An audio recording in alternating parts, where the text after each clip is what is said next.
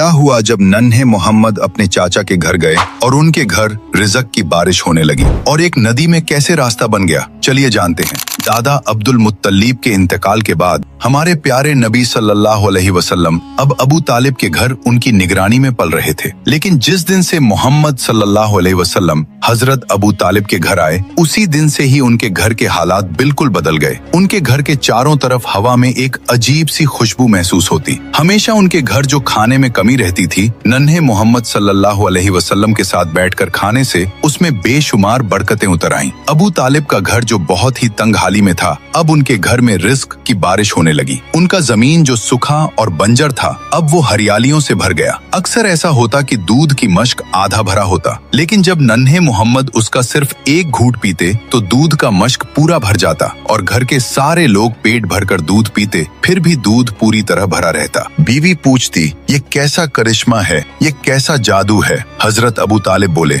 ये कोई करिश्मा नहीं, ये मेरे भतीजे मोहम्मद की बरकत है। अबू तालिब जब बच्चों को मोहम्मद सल्लल्लाहु अलैहि वसल्लम के साथ खेलते देखते तो उनके दिल में एक अजीब सा सुकून का एहसास होता। वो अपने दिल ही दिल में कहते, ये बच्चा अजीब है, अल्लाह ताला इस बच्चे को किसी बड़े काम के लिए तैयार कर रहा है। वैसे तो दादा हजरत अब्दुल मुत्तलिब का साया उठ चुका था, लेकिन उनके इंतकाल से पहले की वसीयत पूरी हुई। अबू तालिब ने उस वक्त से हुजूर सल्लल्लाहु अलैहि वसल्लम को अपने बेटे की तरह पाला और उनके लिए अपना सब कुछ कुर्बान करने को तैयार थे। और इस तरह नन्हे मोहम्मद की परवरिश अबू तालिब के घर होती रही। जब आप सल्लल्लाहु अलैहि वसल्लम की उम्र 10 साल हुई तो आप अपने चाचा जुबैर के साथ यमन की तरफ सफर के लिए निकले। गर्म रेगिस्तान की हवाओं में काफिले के कदम धीरे धीरे यमन की तरफ बढ़ रहे थे, लेकिन रास्ते में एक अजीब वाकया हुआ। एक वादी में एक ऊंट लोगों को गुजरने से रोक रहा था। जब उस ऊंट ने आपको देखा तो अपना सीना जमीन पर रगड़ने लगा, तो आप अपने ऊंट से उतरकर उस ऊंट पर सवार हो गए और जब वादी के दूसरे तरफ पहुंचे तो आपने उस ऊंट को छोड़ दिया। जब आप काफिले के साथ सफर से वापस लौटे तो देखा कि वो वादी पानी से भर गया है। आपने काफिले वालों से कहा, सारे लोग मेरे पीछे पीछे आ जाओ। जब आपने उस वादी में अपना पहला कदम रखा, तभी अल्लाह ताला ने अपना करिश्मा दिखाया और पानी को एक ही लम्हे में खुश्क कर दिया। हजरत मोहम्मद सल्लल्लाहु अलैहि वसल्लम और काफिले के लोग आसानी से वादी पार कर गए। जब काफिला सलामती के साथ मक्का लौटा तो लोगों ने सारा वाकया शहर वालों को सुनाया। तो लोगों ने कहा, इस बच्चे की शान बहुत निराली है। सुभान अल्लाह। जो लोग नबी पाक से सच्ची मोहब्बत करते हैं तो दिल से लिखिए, आई लव मोहम्मद, और अगले पार्ट के लिए सब्सक्राइब जरूर करें।